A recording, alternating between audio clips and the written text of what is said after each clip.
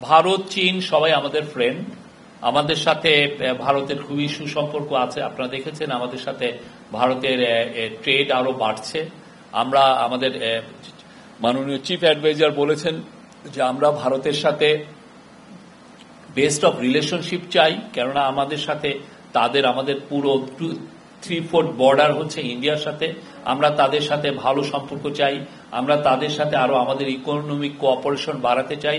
আমাদের chief adviser কিছু প্রায় একটা কথা বারবার বলছেন যে বাংলাদেশ, ইন্ডিয়া, নেপাল, ভুটান মিলে একটা সাউথ এশিয়া গ্রিড তৈরি করা যায় কিনা, ইলেকট্রিসিটি গ্রিড, যার ফলে আমরা নেপাল এবং ভুটানের থেকে হাইড্রো পাওয়ার নিয়ে আসতে পারবো। এটা চিপ হবে এবং এর ফলে জীবাশ্ম অত পুরাতে হবে না।